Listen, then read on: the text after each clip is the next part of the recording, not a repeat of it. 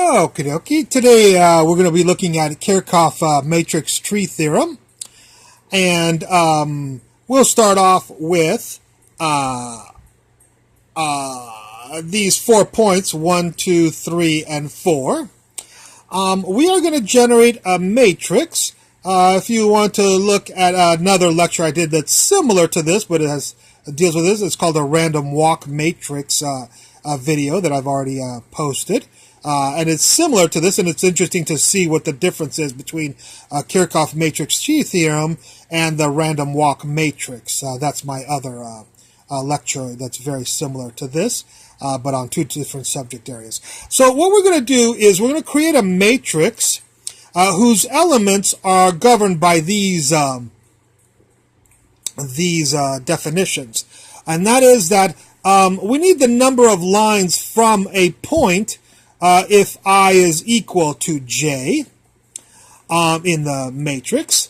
We will put a -1 if there is a line between I and j, and we will put 0 if there is no line between I and j. Again, if I does not equal j, and if I does not equal j on these bottom definitions, but if I equals j, we will be using this top definition. That might seem a little confusing, so let's go to an example, and I think it will not be confusing anymore. What we're going to do is, this is 1, 1 right here, and so I is equal to j. And since I is equal to j, we will do the number of lines from the point. From the point 1, there is 2 lines that come out of point 1. So we'll put a 2 right there. Okay. Let's go to 1, 2. That's this element. And I does not equal j. 1 does not equal 2. And so we'll see, is there a line between 1 and 2?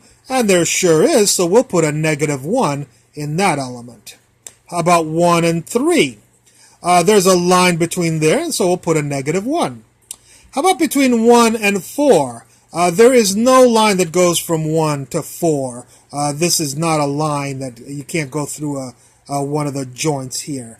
You have to go directly from 1 to 4. If there was a curve that went out right there, then that's fine. There would be a line from 1 to 4 without having to go through 2 and 3. But there is no line between 1 and 4. And if there is no line, right here, no line, we'll use rule number 3, and we'll put a 0 in there. Okay. Let's try 2 and 3. There's a line between 2 and 3, and so we'll use this definition. That'll be -1. Oh, I'm sorry, we didn't do 2, 2. If you do 2, 2, that's I equals j. So we'll have to put the number of lines that come out of 2. There's 1, 2, 3 lines that come out of 2. So we'll put a 3 in for 2. Okay, we did the 2, 3 is -1. And the 2, 4 is also -1 right there. 2 intersects 4 at this joint. And there, yes, there's a line between 2 and 4. So we'll put a -1. Okie dokie, let's do 3, 3. 3, 3 is equal, so we'll say how many lines come out of point 3? 1, 2, 3. So we'll put a 3 at the intersection of 3 and 3, where I and j is equal. How about 3 and 4? When they intersect, they're over here. There's a line between 3 and 4, and so we'll put a -1 using rule number 2. Okie dokie, and finally 4, 4. That's I equals j, so the number of lines out of 4 is 2 lines, and we'll put a 2. Like my random walk matrix that I have a video of also, the Kirchhoff's matrix tree, the matrix always is symmetric along the diagonal. So if you want to know this person, it's -1.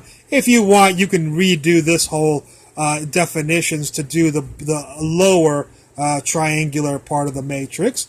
But it's easier just to say -1 is 1 across the mirror, -1 is 1, -1, -1 is -1, -1 is -1, 0 is 0, -1 is -1, -1 is -1, -1 is -1. And so that's a lot easier way than, but if you like, you can go through the whole definition again. I promise you it will work for the lower triangular, just like it worked for the upper triangular. All Kirchhoff's matrices will always be symmetric matrices along the diagonal.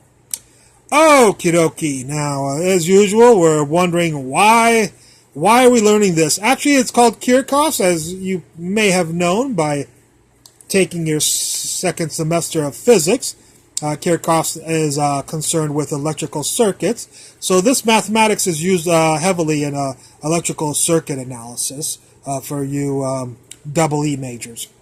Okay, so let's see what we're going to do with this matrix right here. Now again, this is not the matrix. This was just the joints. The matrix is just these 16 elements inside here. Not these elements or these elements. This is matrix, we'll call it matrix A. And what we say is that the number of spanning trees is equal to any cofactor of the matrix. Here, don't worry, if you don't know what the cofactor of a matrix is, I will define it for you. First of all, we need to justify why do we do this. I don't want to do this. I'd rather do it another way. Well, the other way you could do it is to figure out all the trees that come from this circuit right here. And Kirchhoff defined that a tree could have no closed loops. So notice there are no loops here, whereas here there's two loops. So a tree will have no loops in it, no closed loops.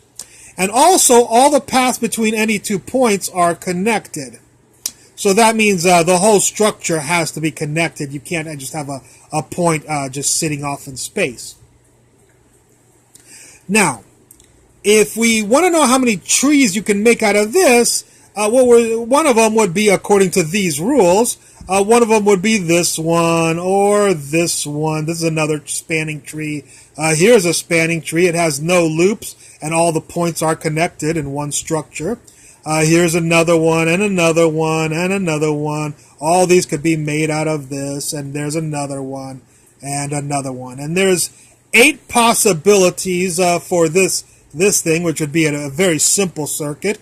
You can imagine a circuit with 12 or 100 loops in it, like you have in an iPhone or whatever.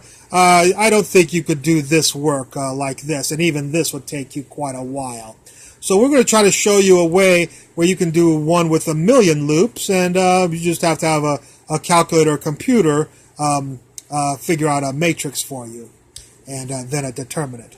So let's see how to find the number, because usually we just want to know the number of spanning trees. Let's see how to find that there's 8 spanning trees in this structure, which has this matrix. Well, I said it had any cofactor of the matrix. I'm going to choose, let's see what we choose here.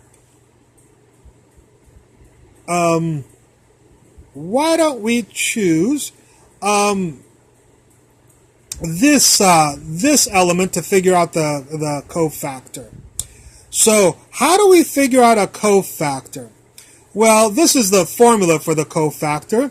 It's -1 to the I plus j. Well, right here, I is 1 and j is 1.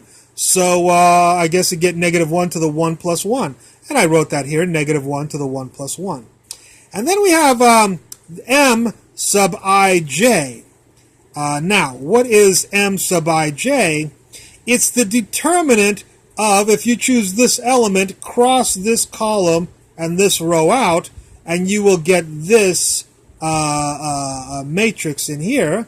And we're going to take the determinant of this matrix, 3, 3, 2, and all these -1s, and I put that right here.